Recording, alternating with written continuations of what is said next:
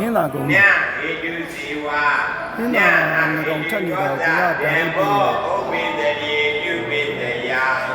ကုသလဟိတုံစီဝါသဟိတုပိတတေမေပရိသညဗျာကကြောညဟိတုစီဝါညသဟိတုကောဇဓမ္မောဥပိတတိပြုဟင်းသာကုန်းမှာပဲခူးမျိုးရဲ့အကျဉ်းဆုံးကုန်းလို့လည်းပြောလို့ရတယ်အပေါ်မှာသူစီတီရှိတယ်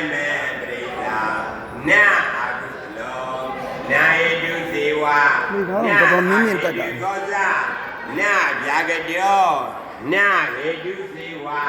ညအာယတုကောဇဓမ္မာရွှေမော်တော်ဖျောက်လှမ်းမြင်နေရ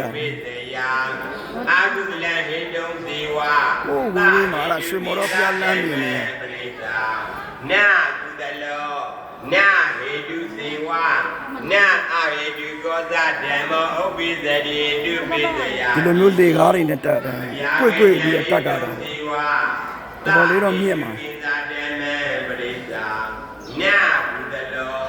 ညဟေတုဒီတိုင်းတက်တာညအာဟေတုကောဇဓမ္မောဥပိသတိဒီမှာတော့အမေနိုင်ကတိုင်းမေတော်ရဲ့နန်းသဘောမျိုးရှိတယ်ဝါတဟေတုကိသဓမ္မေပရိစ္ဆာညအာကုသလောညဟေတုစီဝါညအာဟေတုကောဇဓမ္မောဥပိသတိတုပိသယအပြာကတေဟေတုစီဝါသဟေတုကိသဓမ္မေပရိစ္ဆာ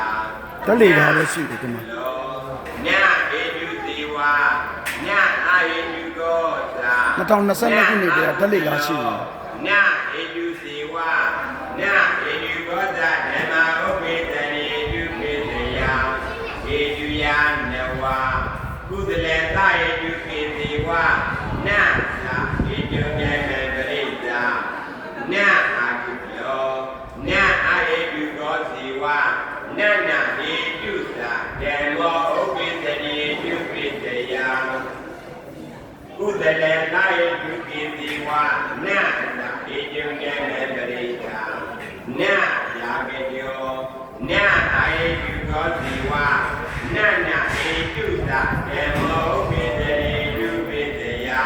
မွာတက္ကရာ117ခုနှစ်တွင်ဘုရားရှင်မူလနဲ့ယာမနာတုနာဘူမိတထုံတို့ကောင်းကင်ယံမှာဒေသစာရီကြောက်ရှိတော်မူစဉ်စကုခင်းသာကိုဖြစ်သည့်